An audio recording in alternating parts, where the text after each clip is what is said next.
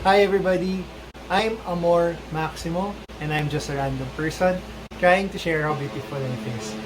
Today I'm going to share my flight attendant story. So if you're up for it, let's go.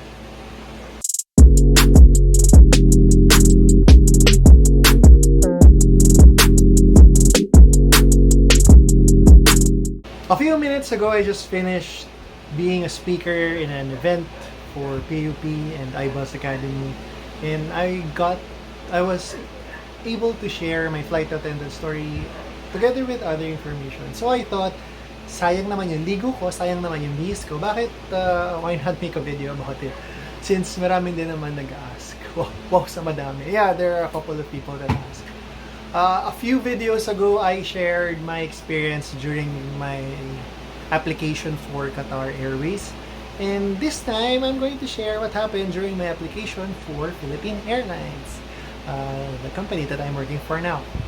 So this is how I usually tell the story, just like you, because my listeners are more often than not students. So tulad ng mga estudyante, when I was about to graduate, I was confused. I didn't know what I wanted to be, and it's like stepping into the vast unknown of life after college. I really didn't know. I had a degree. I was gonna get a degree in Bachelor of Science in Commerce, major in Business Administration, in usual route ng mga nag-pick up ng commerce, working in the office, working in the bank, etc. etc. So sa school namin, sa UST, may job fair, may 3-day job fair. And then, as usual, print ka na maraming resume, tapos pamigay mo. Parang raffle. The more chances of winning. Then, nung 3rd day, bumalik ako at nagpasa ako for Philippine Airlines kasi 1 day lang sila. It was suggested by a friend of mine. Ay, yun na, parang, try mo kaya mag-refund. Sige. Wala naman ako idea. And during that moment, I decided na all my efforts will be put to being hired as a flight attendant. Kasi there are times in your life na hindi mo talaga alam kung ano mangyayari. Hindi ka unsure. So, based sa mga information na meron ka, at that exact moment, what do you think is the best scenario for you? It may be something, it may have a positive outcome, pwede rin hindi. Pero at least, you have a goal during that time. So, yun sa akin. I applied for a lot of companies. I even tried to apply as a teacher kasi alam ko gusto kong maging teacher. Actually, hindi ko nga ito na-mention yung part na to dun na in demand kasi yung teacher sa ibang bansa that time, and I really wanted to teach. I really like kids. So, gusto kong maging teacher ng mga bata sa ibang bansa kasi yun ang in demand. So, nung nag-apply ako ng job fair, naalala ko sabi, wala ka education units, di ka namin ma-hire. So, parang random thought. Sige, focus na ako. Ako na lang yung magdadala ng teacher sa Amerika. Flight attendant. And then, like what I mentioned, I applied for a lot of companies. And eventually, the interviews came in. I started with DPI sa bangko. Usual. And then, usually, I did preparation. Paano ako nag-prepare? Kumbaga, syempre, you look your best, to feel your best. But also, I prepared mentally kung ano yung mga things na pwede nilang itanong. Kung how to do my introductions. That's the first thing I really prepared for. Kung paano ko introduce yung sarili ko. I think that's one of the best advices that I can give. Kasi lahat ng industry naman if you're applying for something, introduce yourself, diba? Because we already know our brand. We don't know who you are. So we would like to see the confidence that you have in talking about yourself. Para if and ever the time comes that we hire you, you can talk about our brand because that's gonna be your identity na, diba?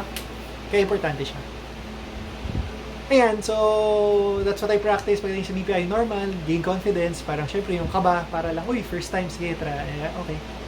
Tapos the next one would be marketing job in ABS-CBN, one of the parts. Hindi ko alam kung paano ako nagkaroon ng job application doon. Basta alam ko, nabi kong pinasa. Tapos my takeaway from that was, in-offer nila, tinanong nila, we have also the advertising, marketing, basta ganun. And if I remember correctly, I took up advertising department. Tapos sinabi nung nagre-recruit, that's a difficult department. Then I said, I wouldn't ask for it if it's something that I wouldn't do. Wow! Confidence. No, but yun. Kumbaga, even if I was doubtful of my skills or I was nervous, you should have belief in yourself kahit paano. It will go a long way. Kumbaga, that little spark will go a long way. So that's what I did. Parang after that, they offered me the job, but I graciously declined because I was looking for Philippine Airlines. I had no idea of other airline industry, other airline companies. Kaya yun lang, parang Philippines Airline. Pal. Then the last job interview that I had was for Pfizer, medical representative. Napakalayo. Amor, Medrep, Airline, Commerce, Business Admin. Layo. But yun, so everything that I learned from there, in-apply ko dun sa Medrep position. So again, I exuded confidence. I tried to be very vocal about myself, to describe myself, to show the knowledge I have about the company. If ever, I came in prepared as much as I can. Naalala ko yung part nga na sinabi sa akin, technically you're in, but just to let you know, if ever we would hire you, would you be willing to be deployed in Laguna, Bulacan, outside Metro Manila? Ako naman, confidence. Ako naman, I said, that's very nice to hear, but honestly, if I were going to get I was going to get an account, I would hopefully be working in the Makati area because that's where I grew up. I'm familiar with the area and I live with my family, and it would be easier for me and for us to stay there. So parang sila, wow, kabago-bago nagde-demand. Bakit wala naman mawawala eh? Diba? And so we came to talk. Chat pa kami ng recruiter. Tapos okay, bye-bye. Tapos after a few days, tawag sila. And they're like, hi, Mr. Maximo, congratulations. If you'd be willing to accept the job, it's available for you, and great news, we'll also give you a Makati account. I'm like, wow, huh? I was totally impressed with myself that time. Tapos sabi ko, thank you very much, but unfortunately I am moving forward with a different job, but I really appreciate the opportunity, and hopefully if things don't pan out, if ever the opportunity would still be there, hopefully you would be willing to accept me. But as of now, again, thank you very much. Kumbaga, I don't know if it's a good move, but I graciously declined them, but I did not cut ties. Kumbaga, sinabi ko na, hey, if things don't work out, sana tanggapin nyo ako kung mamarapati nyo lang, di ba? Kumbaga, nagpaka-humble naman ako na kung type nyo naman, hindi yung, pag dito nag-work diretso ako dyan, hindi, yung kung tatanggapin nyo pa ako, if okay sa inyo. Pero salamat po. Kumbaga, difference in priorities na as of now. And given the different scenario, I would have taken that job. That's what I always say if you watch my videos. I would have taken that job. If I stayed there, I'm not really sure. But at that moment, I would have taken that job. I even wrote down yung details, yung number. Alam ko, I don't know. I guess it's in an old notebook I threw away already. I wrote it down. Talagang inikutan ko pa yun. Pfizer, Medrep. Check. And ganyan. Hindi ko pa ng drawing. After that, I felt that everything that I could learn was already experienced with the 3 interviews. Kasi may mga dumating pa eh. I know meron yung sa marketing din ng automotive company. Parang ganun. Yun yung sinabi ko, atinan ko pa ba to? Hindi na. Parang yun na yung last straw. Parang I think what I learned was the experience that I got was more than good enough. Tapos yun na, tumawag na si Pam.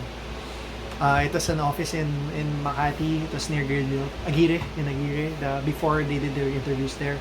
So we were 33 and 33, 35. Basta tatlo na lang kaming natira. Ako, some guy, and si Paula Ruiz. I remember her because she eventually became my classmate.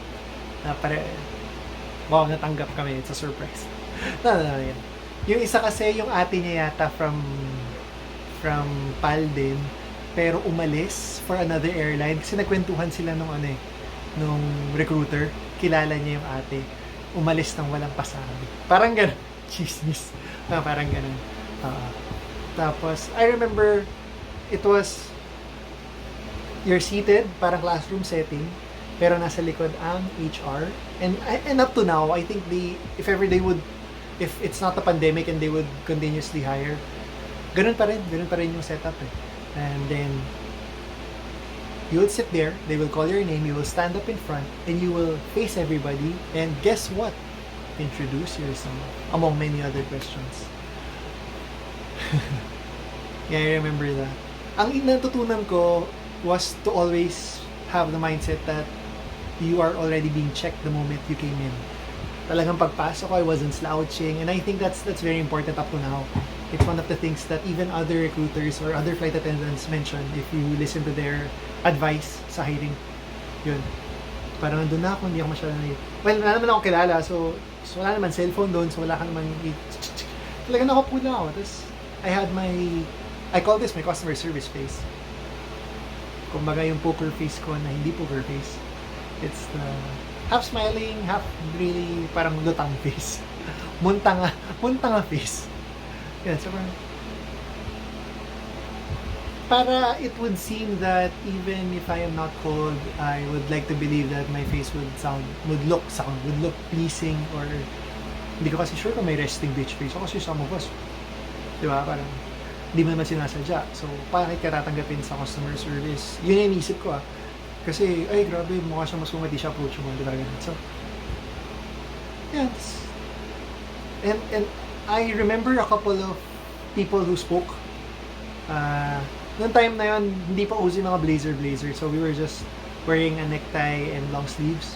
So, when this guy came in with a blazer, parang, whoa, cool. And that was the guy who got hired. Siyempre, alam na niya kasi yung ate niya FA, so I think he got the tip. So I was like, whoa, impressive. Gagawin ko yan. Tapos na-realize ko wala pala akong blazer. Hindi kasi kami afford. Tapos there are a couple of, siyempre, tinitingnan mo yung competition.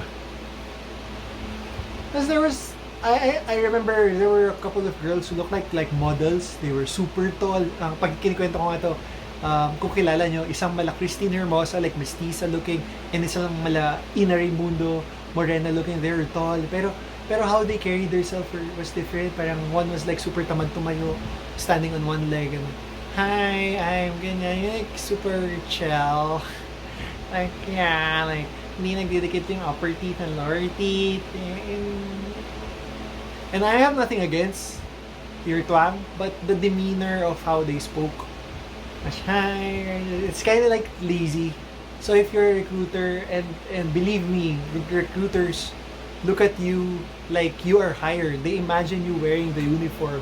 So you'd be wearing the uniform and you stand like that, and you're walang gana. So how would that manifest na walang kang gana sa job mo? Di ba? Walang kang gana. So that's why, kaya pagtayo pa lang, this is where Paula got my attention. Everybody's attention for that matter. She used to do pageants. So she was doing pageants at the time, and she also did modeling, etc. So when she stood there, she composed herself. Pak! Hi, good morning. I'm Paula Jun Ruiz. Tapos parang, wow, yung tindig niya, parang, that was impressive. Parang I was like, whoa. Parang some people, nakita mo yung mga iba, pinagtatawanan siya, pinagkismisan siya. Pero guess what? Siya natanggap, pero hindi. So technically, she was doing everything right. So it was really impressive. Kasi yun nga. Imagine her wearing the uniform and standing like that, like a beauty queen, more so like a flight attendant. Hired. So when I came in, tumayo rin ako ng ganun. I just stood up straight, and of course told my introduction, etc. And then they ask you to walk, and that is also, they imagine you being inside the cabin, kaya diretso, kasi they look at you as a passenger walking in the cabin wearing the uniform, side to side, same thing. Passenger na kaupo, titignan nila yung side view kung paano ka maglakad wearing the uniform. That's why they ask you to do that. So when I came in, we had some small talk pa, etc. I don't remember, but I know they had a couple of questions. Tapos they ask you to check your teeth, and then afterwards they give you a paper. Tapos it's either you're in or you're out. Star circle. Tama ba? Star circle quest. Are you in or out? So that part. Am I in or out? Ayan, then tatlo kaming natira. Diretso medical. For medical, height, weight, I had no problems because I was super underweight. I'm like, if you see me now, I am super chubby compared to before. Insert picture here. No way. I'll keep that to myself and for my personal consumption. Kung makita nyo, then good for you. Have a laugh. Enjoy. Ayan, so I was underweight, so wala naman medyo problema pag underweight. It's more difficult if you're overweight. So, yun. Tapos, just wait for the next interview. Then, I was waiting. Ang tagal, waiting. And I remember, naglalakad ako sa Makati Avenue. Makati Avenue. Sa Makati, one of the streets there. Sa may, one of the villages, San Antonio, San Lorenzo. I can't remember. I was going to apply for a VTR. Wow! Artista. Yeah, I was trying to get extra money then. So, nag-VTR ako noon. And alala ko tapos na ako turn to the right, smile, turn to the right, smile. Tapos na ako noon. Naglalakad ako pa uwi. Pupunta sa sakayan ng jeep, tapos tumawag yung pan. You're scheduled for your final scheduled for an exam. You passed. You're scheduled medical, you're scheduled for an exam ng ganitong date. And I was like, tatalon-talon na sa wala pang dub nun, pero sige, raise the roof na lang. No, I was really jumping for joy, dancing. I danced when I'm happy. So, yun. Tapos exam. Then, daming exam. Parang customer service exam, IQ test, etc. Siyempre, nandun si Paul, pero yun, I think nasa kabila siya. Tapos, nandun din si Paul Enriquez, he became also my classmate. Then, there's also Eric Mill. Kami magkatabi. Tapos, apat pala yata kami, si Eric yung isa. Oo, si Eric pala yung isa. Kaya ko sinasabing tatlo kasi hindi tumuloy yung isa, pero apat pala kami natanggap. Oh, brain fart, yeah. Sorry, wag ka magtampo, bro. Si Eric yung isa. Kasi yung isa hindi tumuloy, kaya lagi inisip tatlo. So, yun, nag-exam kami. Tapos sabi niya pa sa akin, ilalaglag ko siya. Wag na nga, basta answer truthfully, okay? Answer to the best of your abilities. Ayun, tapos, nakapasa kami, then the next part was the final interview. And on the final interview, it's like the same thing as the initial interview, but the difference is, the big bosses are there. So before that, pupunta kayo para kayo i-assess, may parang assessment pa eh. Pumunta kami sa IFC's office sa may airport, tapos, in-assess kami about what it's gonna be like. Kumbaga, can you handle it? Yan. Tapos after that, yun na. The EPI, the executive panel interview, it's like, that's it. Panel of all the bosses, of the managers, sometimes the owner drops by. Yan, so it's all the managers. And then it's just gonna be you. Ang difference, yeah. Tapos silang lahat, tapos pasok ka sa kwarto, it's gonna be you. So I tried to use all the skills that I learned then, and tried to imagine it. Yun yung preparation na ginawa ko. I wore, ano ba? I think for the first interview, I was wearing white. Classic. Yun lang naman meron ako. White. I think. Oh yeah. I might be wrong.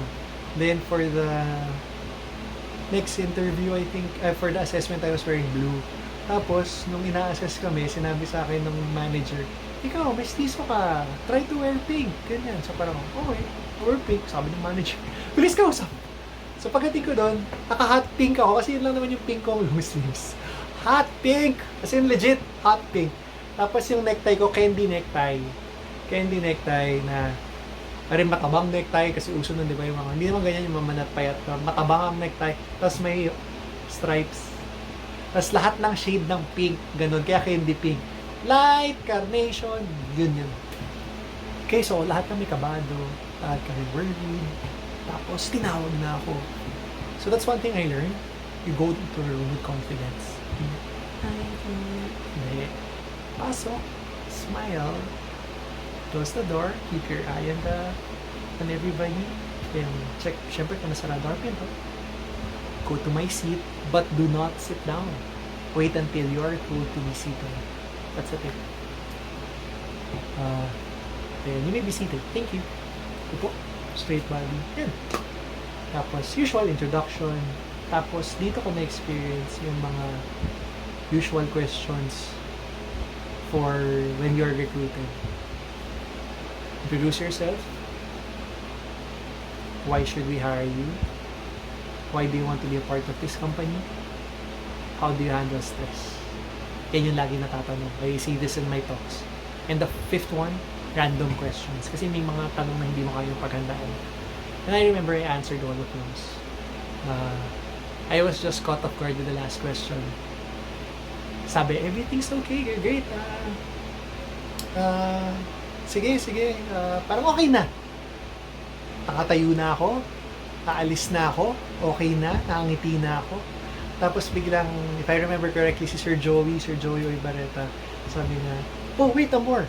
I'm not sure, but I think this was him. My memory sucks, but I think this was him. Sabi niya, nice color, you're wearing pink. Parang ako, okay na eh. Balik ulit. Tawa-tawa lang. Siyempre, hindi ko sabihin, kasi sabi ni ma'am eh, I won't give that answer. I didn't have the confidence to give that delivery. So I remember I said, well, I think the color pink represents me as a person. Why do you ask? Well, if you see my necktie, it shows different shades of pink.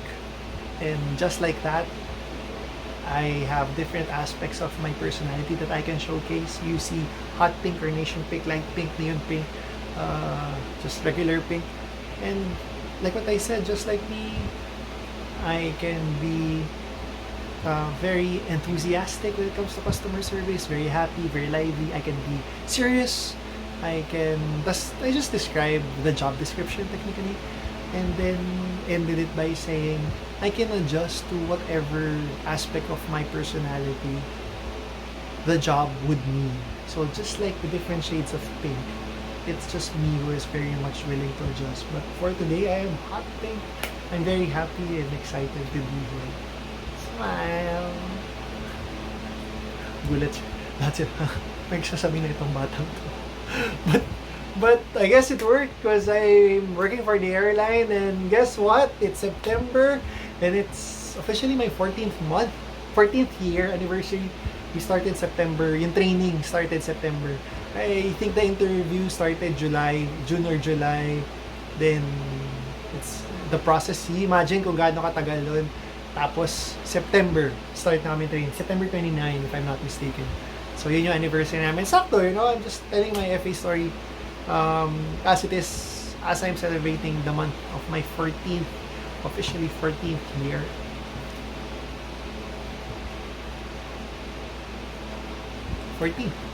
Next year, I'm on my 15th. And in 5 more years, I'm on my 20th. Siguro 3 years ago, sinabi ko na nga, may nagtanong sa akin, parang, tatagal ka pa ba? Sabi ko, I think at this point in time, I'm gonna reach at least my 20th year. Unless God has a very big and beautiful plan for me. I don't see myself leaving this company, the company that I work for, again, unless God has a bigger and better plan. Pero I can't really imagine. I can't imagine one reason for me to leave. And but other than that, no. Not really. Abot ako ng 20 at least. So let's see. In 5 and 6 more years, let's see if I hold up to my promise. Happy anniversary sa mga batchmates ko. Sa inyong lahat. Sa atin. Sa inyo. Sa atin, some of my batchmates, those people that we started our flying career, some of them are not with us now. I mean, no, not like that. They are, they resigned or are working in different industries because, like what I said, even if we all wanted to be there or it's something we worked hard for, God has bigger plans for us, and it involves, sometimes God has to break down something beautiful for Him to give you something better, He has to take away something to give you more things. And yeah, that's great. Maybe we can talk about them next time. What you think? So that's my application process. I'm very happy that everything led to where I am right now. Things could have changed, but I don't really want to ponder about it. I'm just thankful for that part of my life, and it led me to where I am right now. Ang galing, wala lang, nakakatawa. If you talk to me nung college, hindi ko maisip. Talking to your younger self. If you tell them, dude, you're gonna be a flight attendant. Tapos you're gonna like be a speaker also eventually. What? WTF. Really. Ang ano ba inatupag ko nung college? Puro pag-aaral lang. 'Di ba? Pag-aaral lang. Kayo din, 'di ba? Just studies. Focus on my studies lang. School, bahay, library. School, bahay, library. Grabe. But yeah, looking back, it's real. It's real. I mean, I can always say, like kayo, those who are my age, you can always say you could do better. But if you think about it, where you are right now, it's still a blessing. It's wala lang, nakakatawa pa rin. So if you are a student, wala, para ma-relate lang. If you're a student, just enjoy life, enjoy where you are. Though things though things are uncertain, it's okay. Because I was once in your shoes, and guess what? I think I turned out fine. And I am sure you will not just turn out fine, you will turn out better. Just keep on learning, keep on growing, keep on focusing on the things that matter. Keep on moving forward and looking at the bigger picture. And I'll be looking forward to hearing your story. I like listening to stories. Next time, share nyo. Or you can actually share it on the comment section below. Wow! Yeah, but seriously, it's always nice to read stories of other people's lives. It's a spark of hope. It's optimism at its finest. And we all need that. We all need that. Tamang good vibes lang. So with that being said, feeling good, good feeling, dance more, we're realistically. See you next time.